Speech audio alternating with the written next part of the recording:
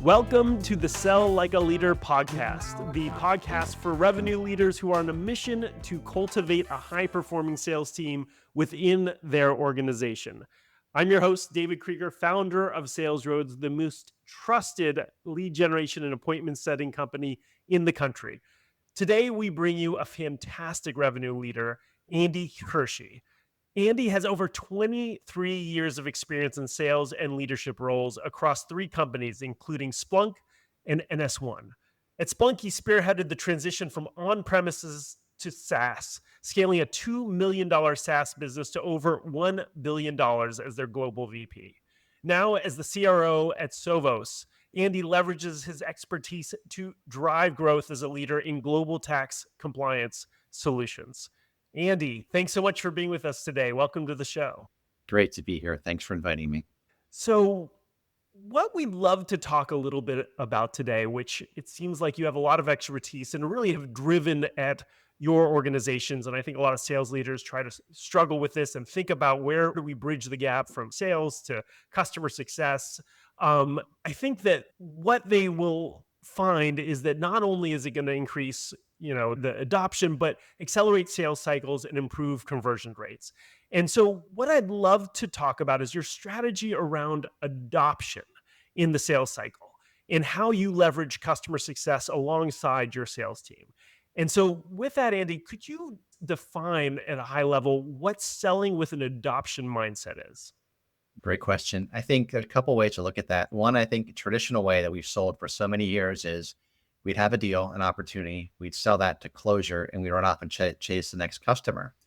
But what happens is that customer, we go through a sales cycle when we get a technical win, say to the IT buyer, and then they get budget from their manager and get approval with purchase process, and we go through procurement and legal. And I, as a salesperson, I'm excited when I get that win. I'm super excited when I know I'm going to get that deal. But by the time I'm going through procurement and legal and getting beaten up and so forth, I'm getting really burnt out, and it's just more of an obligation. It's a weight on my shoulders, and it's weeks and months till that actual order gets placed or PO. And then when it does come in, I chase the next customer, or I go back to that technical champion that I sold to, and he says, "Hey, Andy, that's great. I know your product. I know the value in it, but that was 3 months ago. I have 4 fires now. Let me focus on them and come back to me and remind me what your product does again. Let's figure out when we can implement and so forth." Next thing you know, it's 4 or 5 months later, your PS team is working with that customer to very slowly get onboarded and so forth. And a year later, they partly adopted. We thought, wow, this person would have a lot more onboarding success and be getting value by now and consuming more of their license subscription. What's going on here? So that's kind of the old school, and I think it still happens in many places. We chase the deal, get the PO, offer plate, chase the next one, and the adoption's trailing. And the salesperson says, well, it's a CSM, it's PS, et cetera.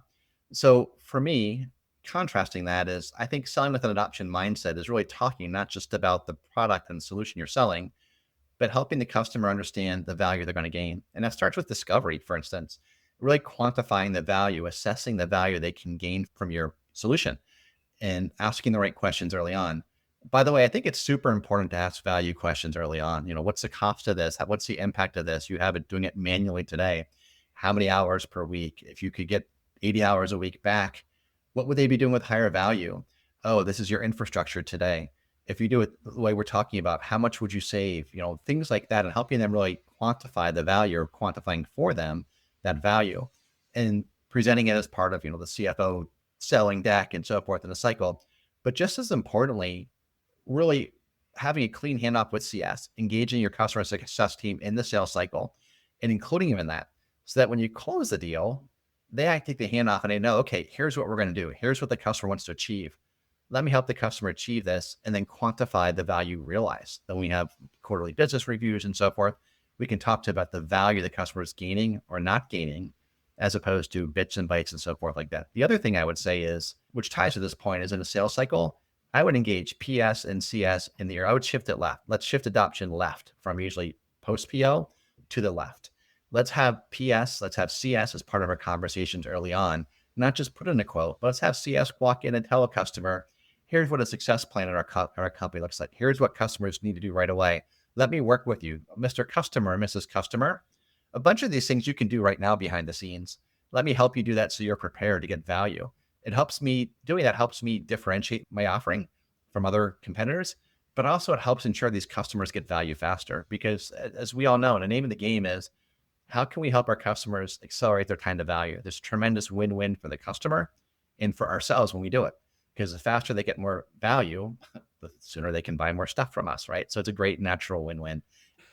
When you have reps who haven't sold with an adoption mindset before, what are some of the things that you really try to convey to them as to why it's important? I mean, I think a lot of times reps might feel that if they get um, CS involved too early, first of all, maybe they're giving up control of the sale, they're slowing things down. But I think you've made some arguments where it actually can speed up the sales cycle. So, what are some of the things that you do or think about with your team to try to get them to adopt this mindset and just focus on getting the sale and moving on? It's a great question. I think one point you brought up is just getting credit, right? Giving away, kind of losing control and so forth. And I think in sales, oftentimes talking to salespeople, let's get comfortable. Yeah, we're the quarterback, but we could also be the person behind the scenes in a Broadway play, behind the stage, whispering directions to actors and so forth. We don't have to be center stage for everything.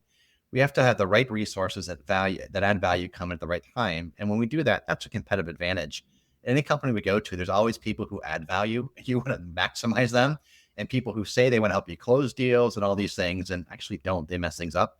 You want to keep them the heck away. But when you have people in CS and PS and product and so forth that can add value and help you win more deals, you should leverage them because they're going to help you make more money and do bigger deals. And again, if you can help your customer not only purchase your product, your solution, but adopt it and consume it and get value faster, it's usually not the first deal that's the biggest, it's the second or third. You can do more of a platform deal. So like, how do you get to those bigger deals and bigger dollars faster, land quickly, help them gain value, don't run away, bring those people in early in the sales cycle to help you sell, stay close to the customer.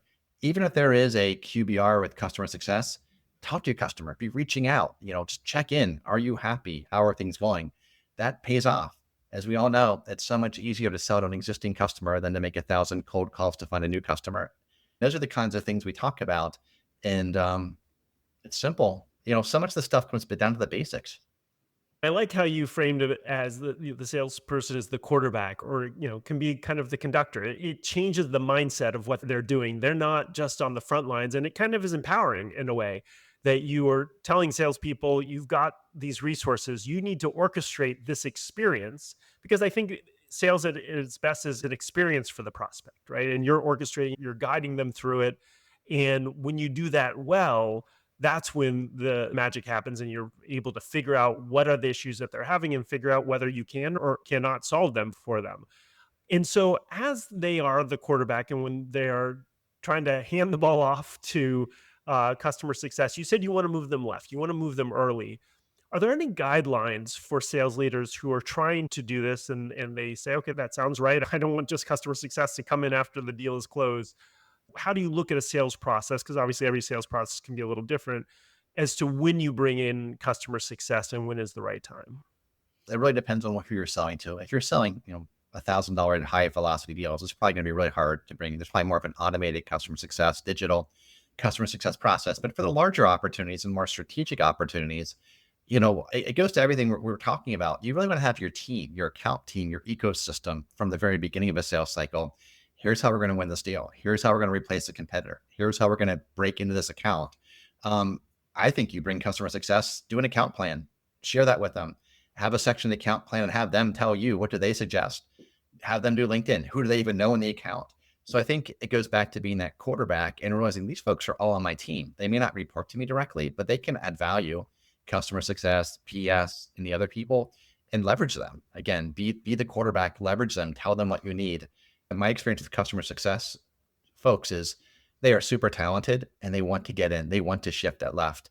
There's nothing more frustrating for them is when they get handed a customer that has an expectation, which is very different from what they're prepared to talk about and help the customer achieve. So I've always found customer success to be very receptive to getting involved with important opportunities earlier rather than later. Yeah, I think that is true. And I think customer success is definitely yearning for it because they don't want the wrong expectations being set because then they're the ones who have to clean that up and try to figure out a way to fix that dynamic. And so it can create a better experience for the prospect, but also internally. If you don't bring in customer success, if you don't set up the right expectations, serving that customer can be a lot more expensive in trying because their expectations weren't set in the right way. And then there's a higher likelihood, obviously, that they're going to churn or you're not going to get that upsell as well. Can you explain what that means and how do you do that with larger SaaS deals or in enterprise deals, or can it not happen when it's larger deals? I'll go back to my Splunk days. We were running, as you mentioned, from an on-prem company where people bought perpetual and term licenses because that was the easiest for the field to sell and easiest for people to buy. And it was, relatively cheap to do that and so forth. But we were trying to get people to buy our solutions in the cloud. It goes back to everything we were talking about. At Splunk, we had a SIM called Enterprise Security, which is the upper right of the Gartner Magic Quadrant still today. It's phenomenal. But the challenge is long sales cycles, a big gap between a commitment and getting the order and then getting PS to show up and getting it configured and so forth. It was also very hard to get data in for proof of concept and so forth. So we created this concept called the Autobahn. And it's a very prescriptive proof of value. And the idea was we had use cases for 13 use cases, maybe 10 data sources, and it would tie to the demos that we did. So we qualify it with a med pick at the right stage. We'd invite them to do a proof of value. And we would pick 3 of these use cases from the menu, pick 5 of these 10 data sources. We'll white glove onboard your data and show you results very quickly. We'll do a mutual activity plan too for this period of time because we're running this in the environment, in infrastructure. It costs us. We can't run more than 30 days. We'll introduce customer success. We'll guide you to get value, keep using it. But upon day 30, hopefully you want to move forward. But if not, okay, that stinks, but we need to turn it off. If you want to move forward, we'll extend it for another 30 days. If we can work through legal and procurement, and we'll convert that to production. During that time, we would actually bring in customer success. We bring in partners also to help implement it and talk and so forth. So by the time the purchase PO came through, and we would have leverage because it couldn't run for more than 60 days. So oftentimes our champions would say, procurement, you got to get off Splunk's back. I can't lose this environment. So we had leverage, which is one thing you never have enough of in a sales cycle. Your time to value is very, very quickly. So in a SaaS environment like Splunk, we control their data. When they gave it to us, we changed the dynamic, usually with proof of concepts. You lose your sales cycle. It goes out of control once you do a proof of concept where the customer doesn't know what they want to do. There's no controls. They gave us their data and our environment, and we could show them things they couldn't see otherwise that were valuable. We had control of their environment and leverage, and we could educate them on how to use it, get out of the gates. It reduced the number of support calls that came because we made sure people were onboarded the proper way and had that right education. So all this adoption was going on, and we found that significantly faster customers, we were winning more sales, but we're getting our customers to adopt before they buy, to consume their subscription faster and more successfully, getting more value. And that second and third purchase, which I mentioned oftentimes are bigger than the first, came sooner. So in a window of 3 years, the dollars you capture from that customer faster because you made them successful more quickly. Did you have any pushback from like the executive team or anyone that said, we don't necessarily want to start doing mini implementations? Was there any pushback, or was it, let's try this, and then you could very easily see that the conversion rate was going to jump pretty quickly? Yeah, it was an idea, right? We called it Autobahn because you accelerate your time to value, but we had to prove it. And then we actually created a dedicated Autobahn team to do it because the ROI was so significant. Do a little mini experiment, see how it works, and you prove it out. Is there training or other things that you put in place to try to get the team to adopt an adoption mindset? Absolutely. And I think going back to the Splunk example, we had to do a lot of enablement in general about how to run a process and why it was value and so forth, not only to the reps, but to the sales engineers who want to do POCs their way, to the support team to support POVs, which they never supported before. So we had to talk about why it was best for the business and best for the customer and so forth and get people on board. But I think like anything else, it comes down to your first line leaders working with the teams. They have to buy in. And that's what we had. We had across the board, our sales leaders, they saw the value and they believed and they sold to their teams. Here's how you're going to make more money faster, et cetera. So I think you should do enablement and you should train and educate, but it's your leaders. You have to have your leaders on board and seeing why it's going to help, have your leaders selling for you to their teams, how it's going to help their teams make more money and be more successful. Otherwise, they're not going to buy in. They're just going to check the box and give you lip service. Have you found, at least at the companies that you're going to or among colleagues that you speak to, the adoption mindset is becoming more prevalent, is something that sales leaders are really looking towards, or do you still feel the transactional mindset is more prevalent amongst sales leaders? I don't know if it's more prevalent, but it still exists too much. I mean, it's do anything to get the deal, right? It's still a mindset you find out there. We have to hit a number, which I totally get it. And I live in that world. But I think there's still oftentimes, maybe a trade-off sometimes to focus on getting a deal or winning a customer, and maybe not as much focus on that customer being successful. We don't just talk to our customers after we sell to them. That's where I see it most. Chasing, again, going back to that theme earlier on, chasing the next customer, the next deal, and letting our customers get frustrated and not knowing about it.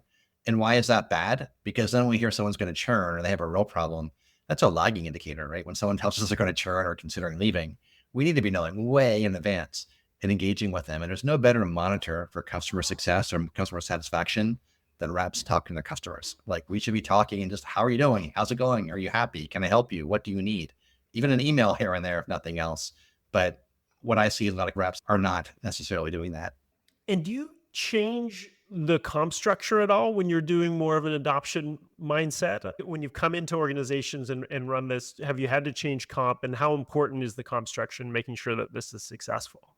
With the SaaS model, our ACV and TCV were larger. And so even though the percentage was higher to pay for on-prem licenses selling, the deals were bigger. So reps can make more money. So it actually worked in reverse. We were growing our SaaS business so quickly. The concern is we could cannibalize revenue. So they raised the commission rate on term licenses. But our deals were so much bigger and reps actually made a lower percentage, but the dollars were higher. So ironically, the reverse happened, and we still work this adoption mindset, win more deals and get them to buy more sooner.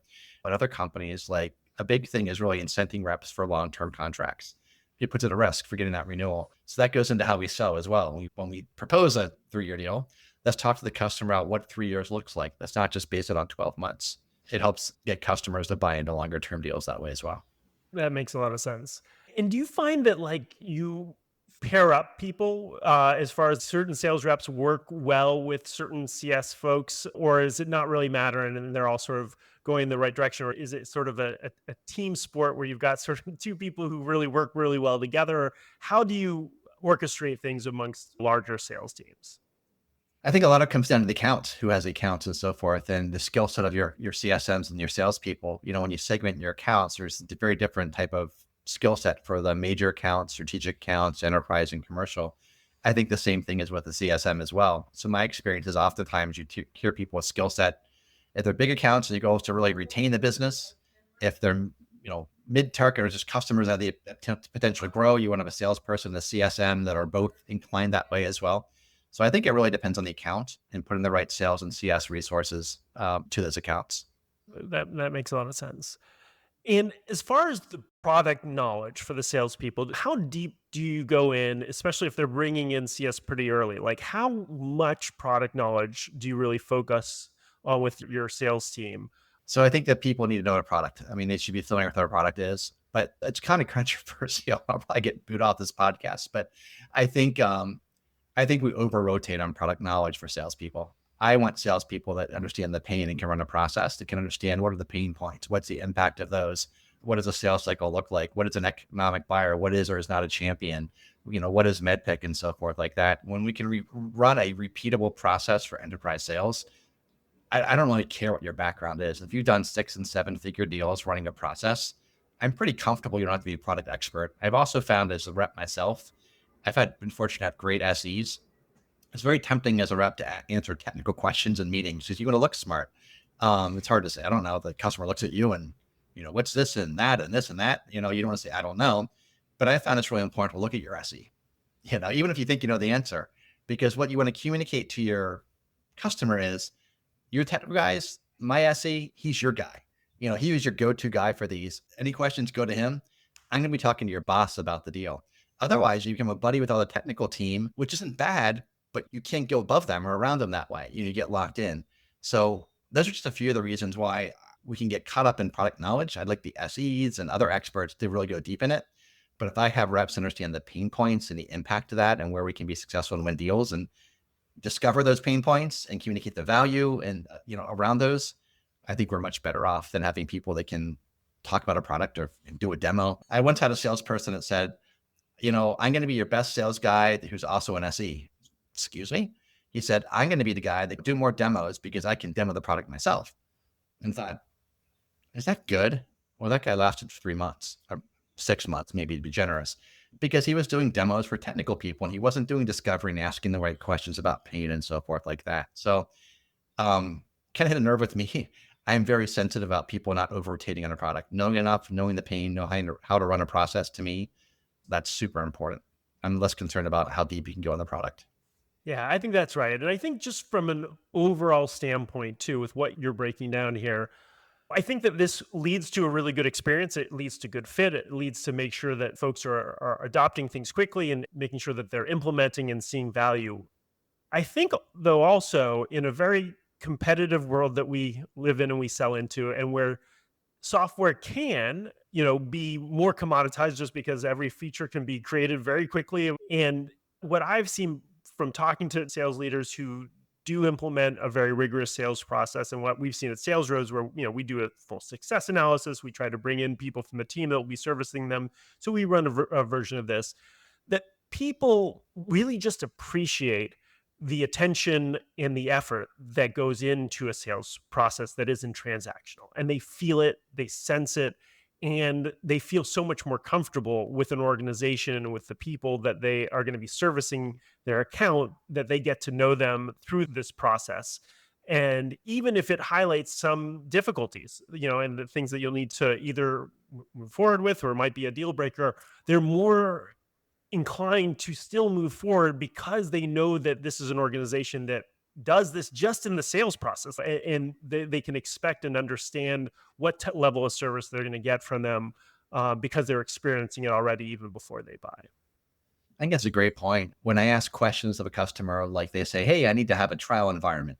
Well, talk to me, like, what are you looking to solve for? What do you need to see to move to buy? And ask questions like that. We don't only just have free trial environments. What outcome are you trying to drive? When we talk to customers and say, hey, you're moving forward, that's great. Let's work on this mutual activity plan. What are the steps you need to do and I need to do between now and the end of June? By the way, I will give you pricing that, your business is always valuable to us, but it's especially valuable to us in June. I'll give you an extra incentive, say by June 20th, the purchase, or 15th. Let's work backwards together. What do? I do is touch base on this every week. Let's just keep making sure if anything changes, we're tight. And let's just hold each other accountable to move forward and get this done together. Like, we know we have a real champion, and I think the customer knows that we know how to sell, that we're a professional salesperson. So when we ask the right questions and do the right things like that with the right behaviors, I think that they respect us as salespeople. When they say, throw me a trial environment, sure, let me get it to you right away. Sure. Hey, I'm going to buy it. Oh, great. Let me give you a quote. There's blood in the water with that vendor, right? That's just some sales guy who's just, an amateur. It does come down to the basics. Customers recognize that, and we're going to be more successful as well. It's like when we run the process right and run the motions and the steps and the stages the right way, and we forecast accurately and so forth, good things happen. I think it's absolutely true. And the fundamentals make such a difference. And I think you talked about shifting customer success left.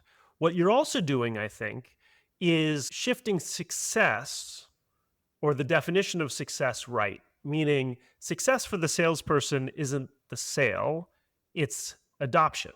And I think that subtle but powerful change in mindset transforms a lot of questions that they're going to ask, a lot of the KPIs you might measure throughout the sales cycle, and leads both to a better, more professional sales process like you're outlining here, but also to a long-term profitable relationship for both the company and the client. What resonates with me is something I've thought about a lot as well is, we have sales plays. You even can say like sales stages, but just sales plays, for example. Traditionally, sales plays always end with get the PO, touchdown, right? But it's not. That's not success. That's just a commitment from the customer. We need to onboard them, help them get value. That is success. And, we really should be talking about sales stages and sales plays, get the order, process it, close one, whatever. No. Got to make it be, hey, attend the kickoff call with PS and CS, attend the QBR or whatever. When that happens, okay, now close the opportunity or whatever it is. But I think, to your point about shifting right, we need to not just stop when we get the PO. That's the mentality we've been talking about. We need to think about that next step in the process, the sales play or the next sales stage.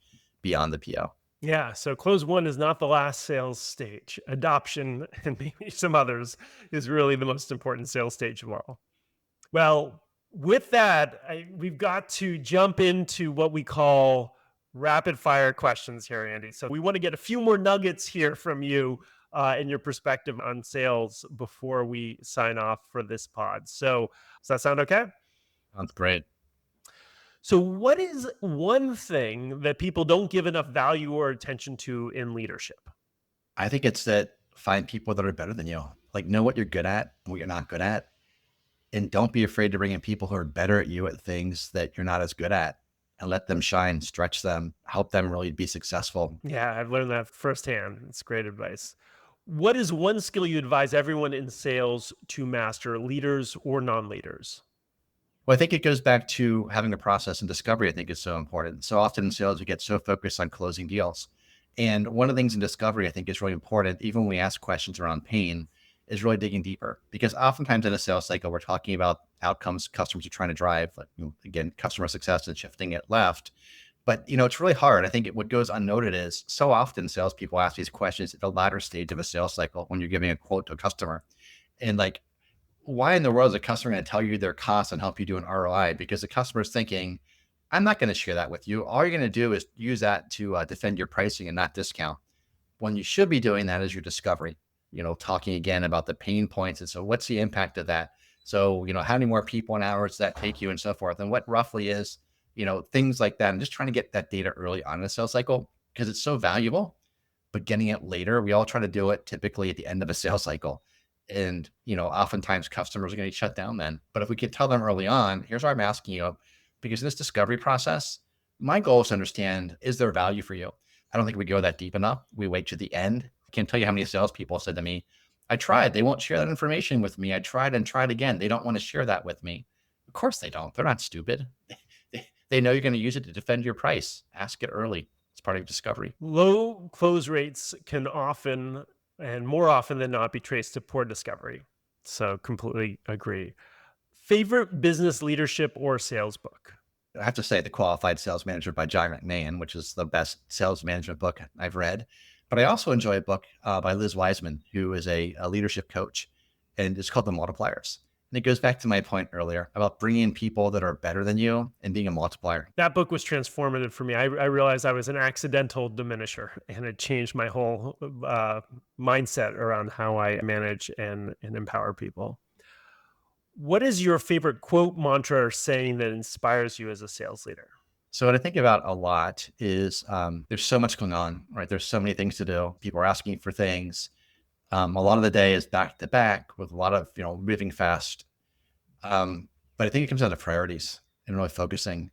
And a leader said to me early in my career, focus drives execution.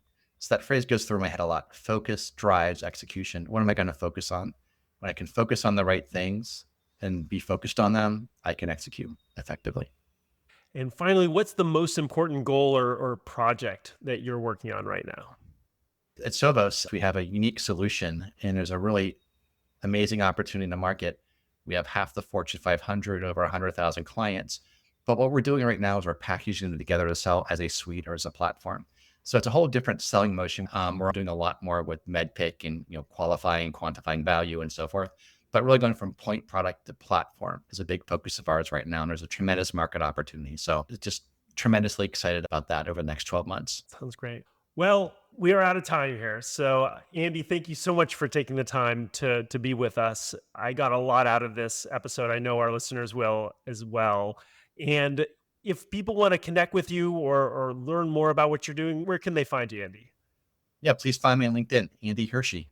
Fantastic. And thank you guys for joining us on another Sell Like a Leader podcast. If you got some value out of today, please subscribe on your platform of choice and reach out to me anytime. I'm active on LinkedIn, David Kreiger. Please let me know if you have any feedback on the Sell Like a Leader podcast or anything you guys would like to hear. Thanks so much for tuning in.